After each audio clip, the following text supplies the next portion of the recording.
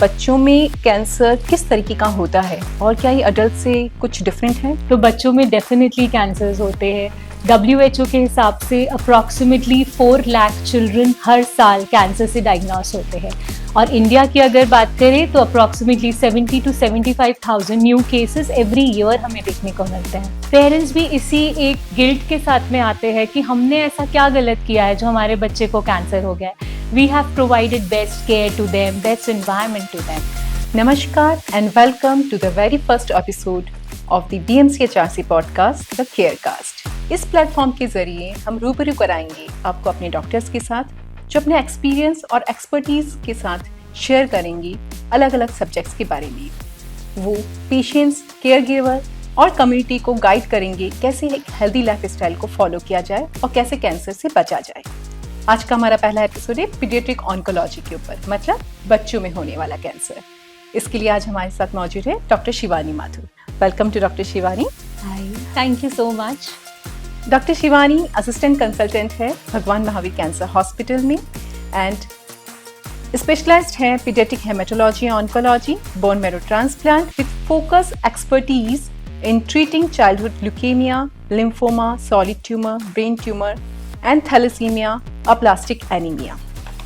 सबसे पहले हम शुरुआत करेंगे, बच्चों में कैंसर किस तरीके का होता है और क्या ये अडल्ट से कुछ डिफरेंट है? Okay, so yes, the first question is कि क्या बच्चों में कैंसर होता है, because that is what most commonly people ask us. तो बच्चों में डेफिनेटली कैंसर्स होते हैं। WHO के हिसाब से अप्रॉक्सीमेटली 4 लाख चिल्ड्रन हर साल कैंसर से डायग्नोस होते हैं और इंडिया की अगर बात करें तो approximately 70 to 75,000 new cases every year हमें देखने को मिलते हैं। एंड अगर हम बात करें अडल्ट्स के साथ तो बच्चों के कैंसर्स अडल्ट से थोड़े डिफरेंट होते हैं। जैसे अडल्ट्स में हम सुनते हैं कि मोस्ट कॉमन कैंसर्स लंग्स का, गैस्ट्रिक, कोलन का, प्रोस्टेट, सर्विक्स, ब्रेस्ट, ये सब होते हैं, बट बच्चों में ये सारे कैंसर्स नहीं होते हैं। बच्चों में most common cancers blood cancers होते हैं जिन्हें एक्यूट ल्यूकीमिया कहा जाता है। उसके अलावा brain tumours, bone tumours, abdominal tumours में किडनी ट्यूमर जैसे विल्म्स ट्यूमर कहते हैं, न्यूरोब्लास्टोमास, लिम्फोमास, ये सारे मोस्ट कॉमन कैंसर्स है पीडियाट्रिक एज ग्रुप में। कहते हैं कि अर्ली डायग्नोसिस सेव्स लाइव्स। तो बच्चों में जो मतलब अर्ली डायग्नोसिस है वो किस तरह से इम्पोर्टेंट है? Yes, so early diagnosis is definitely a key feature to save lives of these tiny creatures. तो डेंजर साइंस अगर हम कॉमन बात करें जो पीडियाट्रिक कैंसर्स के होते हैं, सो बच्चे के में अगर बुखार आ रहा है जो कि एंटीबायोटिक्स देने पे भी नहीं टूट रहा है, थकान महसूस होना, वज़न कम होना, सफ़ेदपन आना शरीर में या फिर रेड स्पॉट्स आना बॉडी के अंदर, अगर बच्चा कंप्लेन करता है कि उसे उठते ही हेडेक्स हो रहे हैं, वॉमिटिंग हो रही है, धुंधला दिख रहा है, कहीं शरीर पे गांठें आ रही हैं या फिर आइज़ के अंदर जो पुतली होती है उसका सफ़ेद होना, ये रेटिनोब्लास्टोमा का फीचर है। तो ये सारे एक कॉमन साइंस एंड सिम्टम्स होते हैं बच्चों में होने वाले कैंसर्स के। बच्चों में जो कैंसर होते हैं वो मतलब उनका रीज़न क्या है? बिकॉज बड़ों की अगर हम बात करें तो कैंसर के लिए माना जाता है कि लाइफ स्टाइल एक मेजर फैक्टर कंसिडर होता है, फिर चाहे किसी भी तरह का कैंसर हो। पर बच्चों में कोई लाइफ स्टाइल कंसिडरेशन में नहीं आ सकता बिकॉज बहुत छोटे बच्चों में भी कैंसर दिखा जाता है। तो क्या रीज़न है इसके और क्या जेनेटिक रीज़न भी इसमें कॉन्ट्रीब्यूट करते हैं और करते हैं तो कितना परसेंटेज होगा? So definitely when it comes to adult, हमें पता है कि वो स्मोक करते थे इसलिए लंग कैंसर हो गया, अल्कोहल पीते थे इसलिए लिवर कैंसर हो गया, बट बच्चे जो बस अभी बॉर्न हुए हैं या फिर 3, 4, 5 ईयर्स के हैं तो उनमें क्यों कैंसर्स हो रहे हैं? पेरेंट्स भी इसी एक गिल्ट के साथ में आते हैं कि हमने ऐसा क्या गलत किया है जो हमारे बच्चे को कैंसर हो गया है। We have provided best care to them, best environment to them. So जो भी रिसर्च हुई है वर्ल्ड वाइड उसमें ये देखा गया है कि कॉज हमें सिर्फ 5% केसेस में ही मिलता है। अब वो कॉज जेनेटिक सिंड्रोम्स हो सकते हैं जैसे कि डाउन सिंड्रोम, ली-फ्रॉमिनी सिंड्रोम, बेकविथ-वीडमैन सिंड्रोम जो बच्चों को कैंसर्स के लिए प्री डिस्पोज करते हैं। उसके अलावा कुछ इन्फेक्शंस जैसे कि एप्स्टीन बार वायरस इन्फेक्शंस जो बच्चों में हॉजकिन लिम्फोमा करवाता है, hepatitis B and C infection जो हेपेटोसेलुलर कार्सिनोमा करवाता है। कुछ फेमिलियल भी होते हैं जैसे कि रेटिनोब्लास्टोमा जिसमें अगर एक सिबलिंग अफेक्टेड है तो दूसरे सिबलिंग को भी रेटिनोब्लास्टोमा होने का रिस्क बहुत ज़्यादा रहता है। तो ये तो हो गए कुछ 5% केसेस, बट जो मेजॉरिटी केसेस है 90 to 95% उनमें कोई कॉज आइडेंटिफाई नहीं हुआ है। despite all the researches, we are still not able to find the cause in childhood cancers. अब जैसा आप बता रहे हैं कि 95% केसेस में हमें नहीं पता होता कि रीज़न क्या है, तो शायद यही कारण है कि सोसाइटी में इस चीज़ को लेके बहुत सारे मिथ्स भी हैं कि क्या कॉज होंगे, और डेफिनेटली आपके पास ओपीडी में बहुत सारे लोग काफ़ी सारे मिथ्स लेकर पहुंचते होंगे। तो क्या एक्सपीरियंस है आपका, किस तरह के मिथ अभी सोसाइटी में अवेलेबल है और क्या उनकी सच्चाई है, आपको बताइए। सो डेफिनेटली जो 95% केसेस है जिसमें कोई कॉज नहीं है, तो it is very hard to believe कि ये कैंसर्स क्यों हो रहे हैं। फिर जब हम उन्हें बताते हैं कि ये कुछ म्यूटेशंस है बॉडी के अंदर जो कि होते रहते हैं, उसकी वजह से बच्चों में कैंसर्स हो रहे हैं, तो उनके लिए वो चीज़ को एक्सेप्ट करना इतना आसान नहीं होता है। मिथ्स की अगर हम बात करें तो सबसे पहला उन्हें ये डाउट होता है कि बच्चों में कैंसर्स क्यों हो रहे हैं, जिसका हमारे पास कोई जवाब नहीं होता। देन दे फील कि अगर ट्रीटमेंट दिया जाएगा तो कीमोथेरेपी क्या हमारे बच्चे टॉलरेट भी कर पाएंगे, बिकॉज वो तो बहुत छोटे हैं। So then we tell them that बच्चों की कीमोथेरेपी हम डिज़ाइन करते हैं, उनकी डोजेज उनके बॉडी सरफेस एरिया के बेस पे होती है, तो बच्चे उसे ईजिली झेल पाते हैं। दूसरा जो उनके मन में सवाल आता है क्यूरेबिलिटी को लेके, कि बड़ों में कैंसर्स तो इतने अच्छे नहीं होते, उनके क्योर रेट्स इतने अच्छे नहीं होते, तो क्या हमारे बच्चे की भी बचने की संभावना इतनी कम है। फिर हम उन्हें बताते हैं कि नहीं, अगर बच्चों के कैंसर्स को समय पे डायग्नोस किया जाए और प्रॉम्प्ट ट्रीटमेंट इनिशिएट किया जाए, so we are able to cure them for the rest of their lives. ये सुन के फिर उन्हें थोड़ी तसल्ली मिलती है। अपार्ट फ्रॉम दैट, जब ट्रीटमेंट के दौरान उनके ब्लड काउंट्स गिरते हैं, हीमोग्लोबिन फॉल होता है या प्लेटलेट्स गिरती है, तो फिर वो हमारे पास में आके बोलते हैं कि मैम हम क्या अनार खिला दें इन्हें हीमोग्लोबिन बढ़ाने के लिए, या बकरी का दूध पिला दे, या फिर पपाया के पत्ते खिला दे। देन वी एक्सप्लेन देम कि नहीं, ये सारी चीज़ों से खून या प्लेटलेट्स नहीं बढ़ते हैं, ये बिकॉज हमने बच्चे को कीमोथेरेपी दी है, इस वजह से उसके खून एंड प्लेटलेट्स डाउन है। तो ये कॉमन मिथ्स हैं जो सोसाइटी के अंदर अभी भी प्रेवलेंट है। जैसा बता रहे हैं, जो बच्चे जिनका ट्रीटमेंट चल रहा है, अभी ऑनगोइंग ट्रीटमेंट पे हैं, उनकी लाइफ में बहुत चेंजेस आ जाते होंगे। जैसे आपने बताया कि उनकी प्लेटलेट्स डाउन होती है, बिकॉज ड्यूरिंग ट्रीटमेंट बॉडी में बहुत सारे चेंजेस होते हैं। तो उनका कंप्लीट स्टडी जो है, उनका जो रूटीन लाइफ है, वो कम्प्लीटली चेंज हो जाता है, वो पूरा स्टॉप हो जाता है। तो ऐसे में वो मेन स्ट्रीम में फील करें, या वो जो कंप्लीट चेंजेस आ रहे हैं, वो चेंजेस के पेरेंट्स को आप क्या गाइड करना चाहेंगे, कैसे सपोर्ट करें अपने बच्चों को? So definitely it's a life-changing moment for both the child as well as the parents, क्योंकि the moment we break this news, एक झटके में उनकी ज़िंदगी पलट जाती है। तो उस केस के अंदर डेफिनेटली हम लोग प्रिपेयर्ड रहते हैं कि हमें फैमिली को एकदम स्टार्टिंग से ही एक कंफर्ट देना है, उन्हें सपोर्ट करना है। अब बच्चों की स्टडीज़ की अगर बात आती है, तो पोस्ट कोविड एरा हम सबको ये बात पता है कि घर पे रह के पढ़ाई, काम सब कुछ हो सकता है। So that's what we explain to the parents कि आप ऑनलाइन क्लासेस करवाइए, पढ़ाई में कोई रुकावट नहीं आनी चाहिए, बच्चा भी उससे बिजी रहेगा, बच्चा अप टू डेट रहेगा। सो वी मोटिवेट देम कि आप ऑनलाइन क्लासेस कराइए, घर पे रह के जो इंडोर गेम्स हम खिला सकते हैं वो खिलाइए, एक्टिविटीज़ करवाइए। Not just at home, whenever these patients they come to us in the hospitals, तो हमारे पास सोशल वर्कर्स है जो उनके साथ एंगेज होते हैं, उनको ड्राइंग्स करवाते हैं, उनके साथ गेम्स खेलते हैं। So that way we create a very friendly atmosphere with the kids, so that उन्हें ऐसा नहीं रियलाइज होए कि हम हॉस्पिटल जा रहे हैं दवाई लगवाने। It's like a fun place for them. They come, they take their treatment, they take their medicines and they go home happily. So it's an effort from both ends, from both parent side as well as our side. हम दोनों को, हम सबको मिलके उनके लिए एक ऐसा एटमॉस्फेयर क्रिएट करना होता है जहाँ पे उनका इलाज अच्छे से भी हो सके और हैप्पीली हो सके। मतलब ट्रीटमेंट के साथ आपको साइकोलॉजिकल फैक्टर पे भी प्ले करना रहता है, because kids are very difficult to handle, and अगर उन्हें ये समझ में आ गया ना कि हमारे साथ कुछ बहुत बुरा हो रहा है, देन डेफिनेटली एक मेंटल ब्रेकडाउन हो जाता है। छोटे बच्चे फिर भी बहला सकते हैं, लेकिन जो अडल्ट या एडोलेसेंट पॉपुलेशन होती है, जैसे हम बच्चों को भी 0 to 6 years, 6 to 12 years and more than 12 years में ग्रेड करते हैं, तो जो 12 to 18 years वाली जो पॉपुलेशन है उसको हम AYA पॉपुलेशन बोलते हैं, वो सबसे डिफिकल्ट होती है। बिकॉज जब एडोलेसेंट एज ग्रुप में आपके साथ कुछ ऐसा होता है, आपको हेयर फॉल हो रहा है, आप स्कूल नहीं जा सकते, आप अपने फ्रेंड से नहीं मिल सकते, देन उनमें एक बहुत ट्रोमैटिक सिचुएशन क्रिएट हो जाती है उनके लिए, and it is very difficult for them to cope up with it. Because वो डेवलपमेंट फेज भी वही रहता है उनके लिए वो उनके लिए वो बॉडी इमेज बहुत इंपॉर्टेंट होती है। So with that hair fall, with those acnes on their face, it's very difficult for them to face themselves in the mirror every day.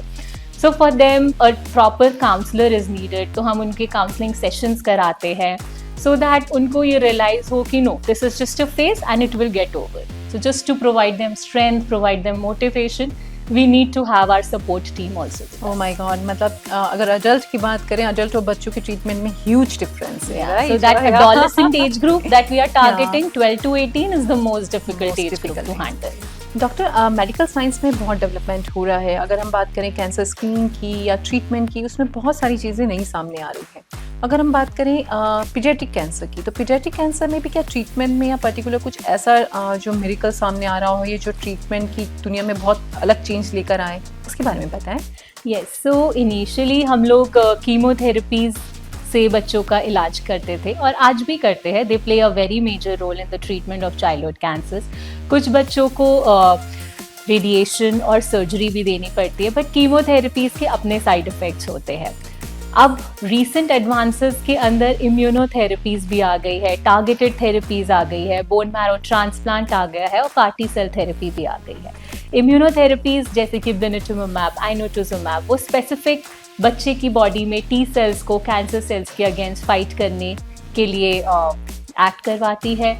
Immunotherapies are very good because उनके side effects बहुत कम होते हैं and उनके rates of success भी बहुत ज़्यादा होते हैं। टारगेटेड थेरेपीज हम तब यूज़ करते हैं जब बच्चे के अंदर कोई ऐसा म्यूटेशन है जिसके लिए हमारे पास थेरेपी अवेलेबल है। So in that case we use targeted therapies to act against those cancer cells. CAR T cell therapy में हम बच्चे की टी सेल्स को निकालते हैं, उन्हें लैब्स में जेनेटिकली इंजीनियर करते हैं ताकि वो कैंसर सेल्स को आइडेंटिफाई करे, उन्हें किल करे, एंड देन वो ही टी सेल्स हम बच्चे की बॉडी में वापस डाल देते हैं।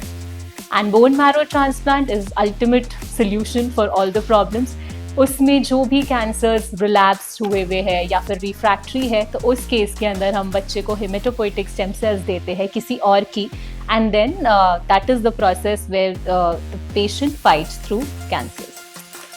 जैसे आपने बोन मैरो ट्रांसप्लांट के बारे में बताया डॉक्टर, तो जो स्टेम सेल है उनका प्रिजर्वेशन भी, बिकॉज बहुत जगह हमने आर्टिकल ऑनलाइन भी बहुत अवेलेबल है कि स्टेम सेल है वो बर्थ के टाइम में प्रिजर्व कराने चाहिए, बिकॉज ये बहुत सारी डिजीज के अंदर रिक्वायर्ड होते हैं। तो इसके ऊपर थोड़ा सा बताएं हमें।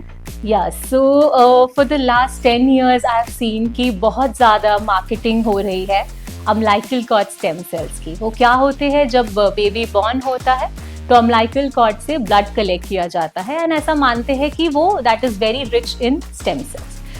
बट द प्रॉब्लम इज़ कि अगर उसी बच्चे को आगे चल के ब्लड कैंसर होएगा या फिर हमें पता चलता है कि उसको कोई जेनेटिक डिसऑर्डर है जैसे कि thalassaemia, sickle cell anaemia, metabolic disorder, तो then parents come to us and say कि क्या हम वो स्टेम सेल्स यूज कर सकते हैं बच्चे का बोन मैरो ट्रांसप्लांट कराने के लिए? And the answer is no. Why? क्योंकि जो म्यूटेशंस उस बच्चे में हुए हैं जिसकी वजह से ये डिजीज हुआ है, वही सेम म्यूटेशंस उन स्टेम सेल्स में भी है। तो अगर हम उन्हीं सेल्स को बच्चे को देंगे, so that is no cure for the kid. So बच्चे के अगर स्टेम सेल्स प्रिजर्व्ड है तो वो सेल्स उसके तो काम नहीं आने वाले हैं, because ultimately the disease is the same ना। तो वो जेनेटिक डिसऑर्डर है और वो बर्थ से ही प्रेजेंट है।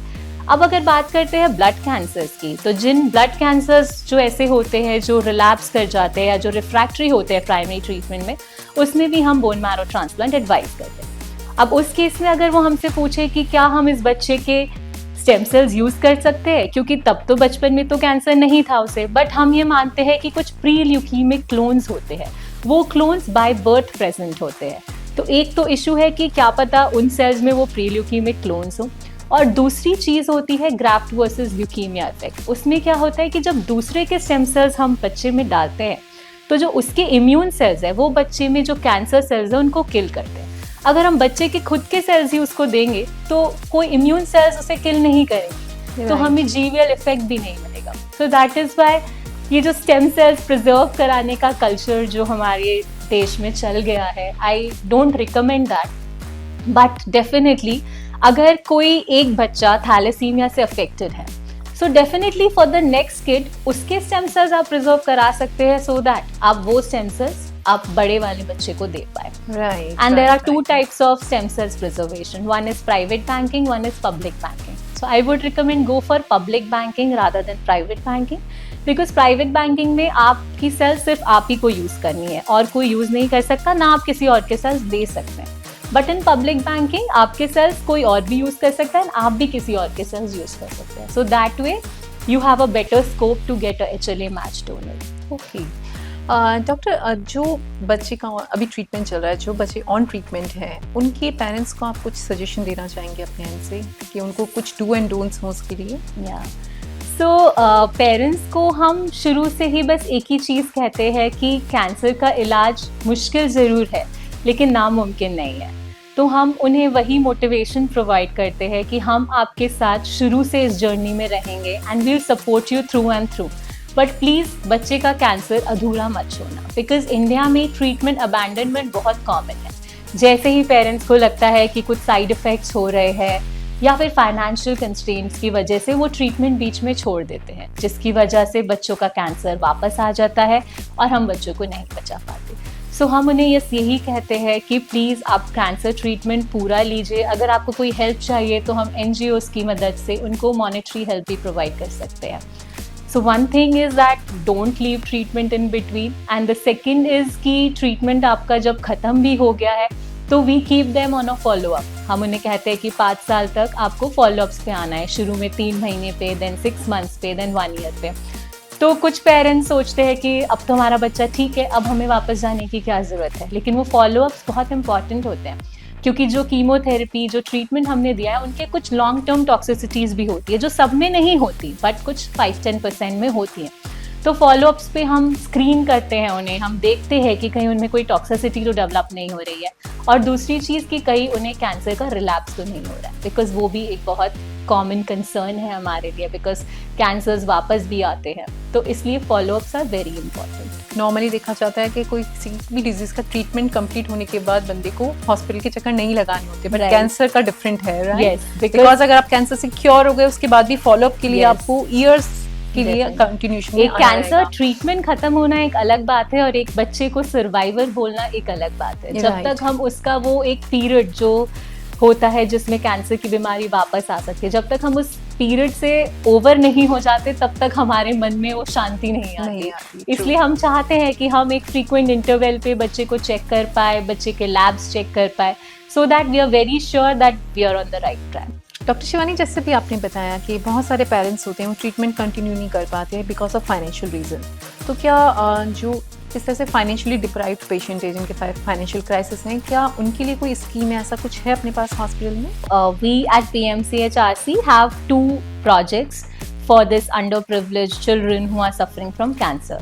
तो फर्स्ट है डोनेट अ लाइफ प्रोजेक्ट, जिसे डैल्फ प्रोजेक्ट बोलते हैं. उसमें हम जो भी ल्यूकीमिया के पेशेंट्स हैं, जो स्टैंडर्ड रिस्क ल्यूकीमियाज है, जिनका क्योर होने का रेट्स 80 to 85% है, तो उन पेशेंट्स को BMCHRC फुली सपोर्ट करते हैं. Like they give free treatment, the hospital charges are also zero for them.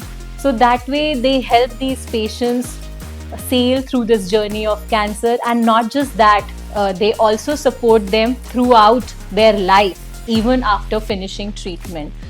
So that is why we have a list of survivors with us, जिनको हमने डाल्फ project से ठीक किया है और उनका फॉलोअप भी हम लोगों ने किया. Very nice. The second project that we have is a Wilms tumor project. Wilms tumor kidney में होने वाला बच्चों में मोस्ट कॉमन ट्यूमर है. उसकी भी क्योर रेट्स बहुत अच्छे हैं, 90 to 95%. सो उस केस में जो भी बच्चे विम्स ट्यूमर के साथ डायग्नोस होते हैं, जिनके पास इलाज कराने का पैसा नहीं होता है, तो उनको हम BMCHRC में फ्री ट्रीटमेंट प्रोवाइड करते हैं. कीमोथेरेपी देना, hospital admissions, everything is free for them. So these are the 2 welfare projects we are running currently. And even the ones who do not fit into these projects, कोई भी ऐसा underprivileged बच्चा होता है जिसे support की ज़रूरत है, so I can proudly say our team is there to help them out. Wow doctor Shivani, literally आपने इतनी इंपॉर्टेंट इन्फॉर्मेशन हमारे साथ शेयर करी, and thank you so much आप इस प्रोग्राम में आए.